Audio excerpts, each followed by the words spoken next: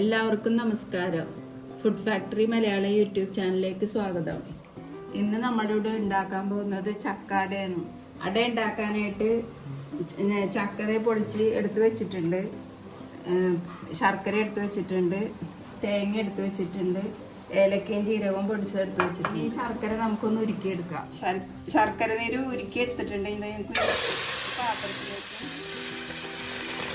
ഇത് അരിച്ചെടുക്കാം. ശർക്കര നീര് തിളക്കണുണ്ട്. അപ്പം നമുക്ക് ഇതിലേക്ക് ചക്ക ഇട്ട് കൊടുക്കാം.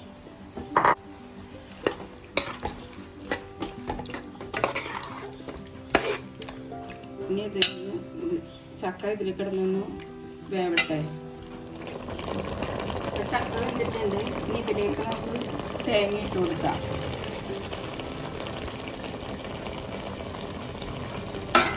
ഏലക്കയും ജീരകവും പൊടിച്ച് വെച്ച് ഇട്ട് കൊടുക്കാം.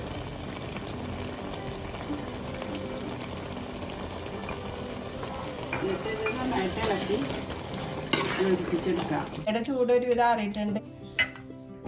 ഞാനിവിടെ ചക്കയുടെ ഉണ്ടാക്കാൻ എടുത്തിരിക്കുന്നത് ഗോതമ്പ് പൊടിയാണ്. അതുകൊണ്ടാണ് ചൂട് കുറയട്ടെ എന്ന് വിചാരിച്ചത്. അരിപ്പൊടിയാണെങ്കിൽ അതിലേക്ക് തന്നെ ഇട്ട് കൊടുക്കണമല്ലോ.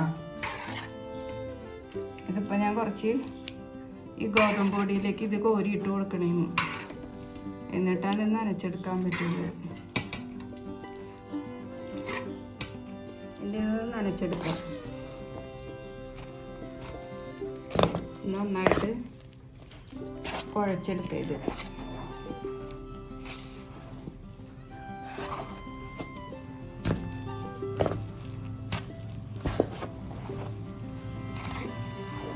നന്നായി കുഴച്ചെടുത്തിട്ടുണ്ട്. ഇനി നമുക്കിത് പരത്തിയെടുക്കാം. ഇവിടെ അട ഉണ്ടാക്കാൻ എടുത്തിരിക്കുന്നത് പരുത്തിയിലയാണ്.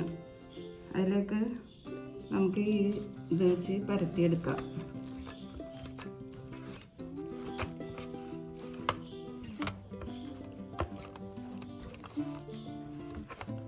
ചക്കയുടെ സീസണല്ല, അപ്പോൾ ചക്കാടയൊക്കെ എല്ലാവർക്കും ഇഷ്ടവും.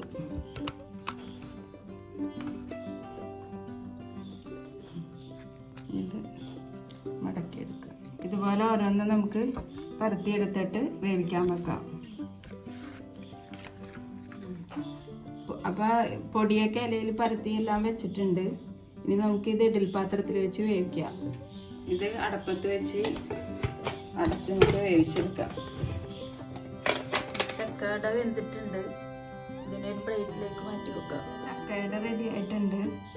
ഇപ്പം ചക്ക സീസണാണ്. എല്ലാവരും ചക്കയുടെയൊക്കെ ഉണ്ടാക്കി കഴിക്കുക. ഇഷ്ടപ്പെട്ടെങ്കിൽ ലൈക്ക് ചെയ്യുക, ഷെയർ ചെയ്യുക, സബ്സ്ക്രൈബ് ചെയ്യുക. എല്ലാവർക്കും നന്ദി, നമസ്കാരം.